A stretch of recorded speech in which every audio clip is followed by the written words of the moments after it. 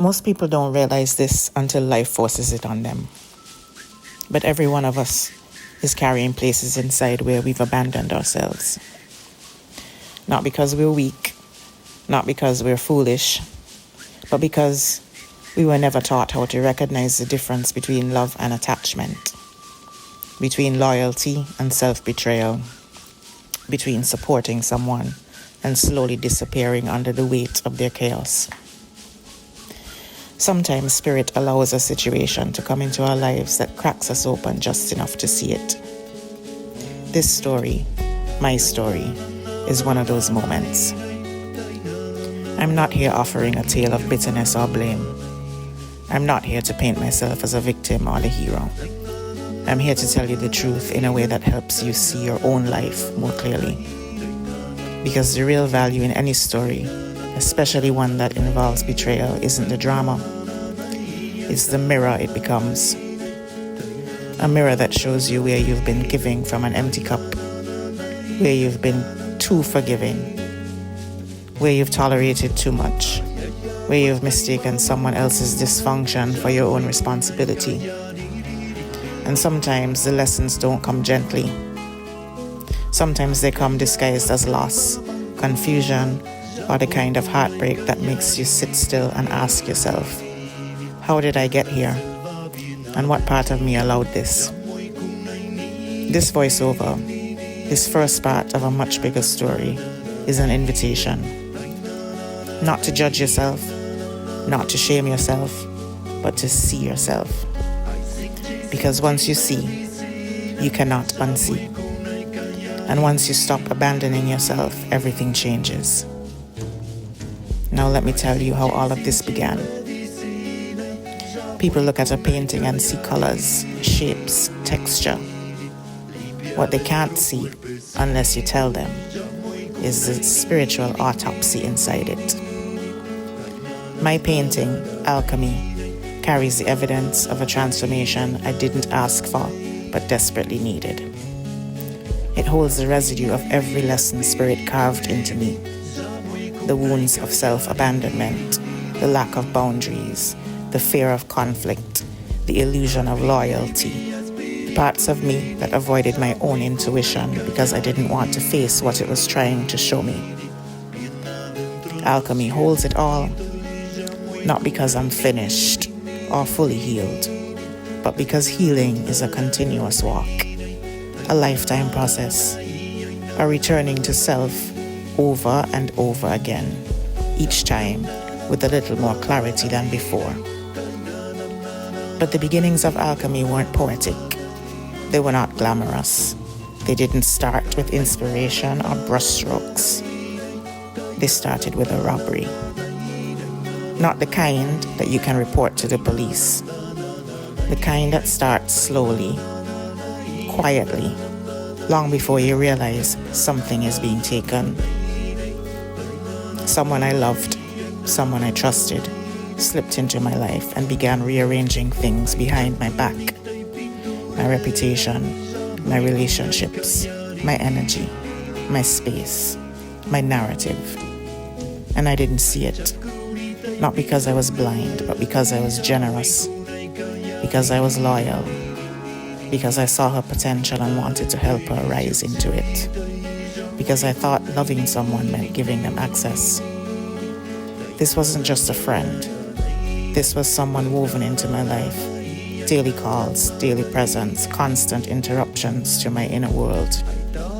Any moment I carved out to sit with myself, to process, to think, to listen to my intuition, she would appear, pulling me back into her chaos, her crisis, her dramas. She hid things, projected things, used me as a buffer in her domestic issues, turned me into the excuse for choices she didn't want to own, held me responsible for situations I didn't create. And every time I overlooked it, every time I softened, every time I avoided conflict, I reinforced her access. At the time, I didn't have the boundaries I have now. I didn't have the clarity I have now. I wasn't weak, I was wounded. I avoided confrontation not because I was scared of her, but because I was scared of the emotional cost of conflict. And predators, spiritual or emotional, know how to sense that weakness. They can smell it, they feed on it. But the truth is this: she wasn't just taking advantage of me, I was abandoning myself. And I want you to hear that, not as an accusation, but as a revelation. Because we all do it somewhere. We all have people we've allowed too much access to. People who drain us, interrupt us, project onto us, hide behind us, use us.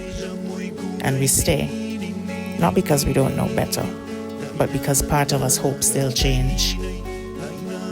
The real turning point came much later, when my intuition, the same intuition that's guided me since childhood, dropped a file into my mind.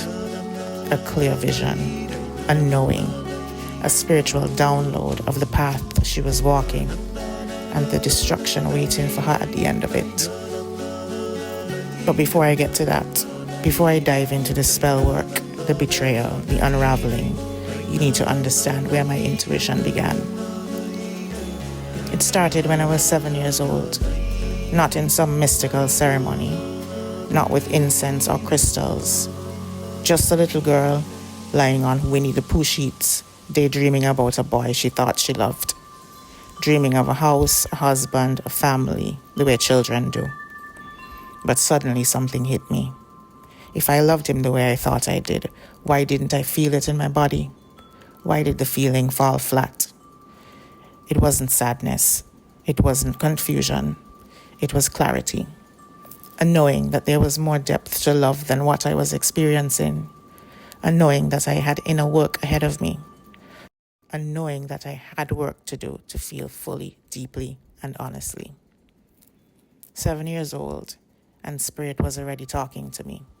And that conversation never stopped. Intuition has always been my navigation system.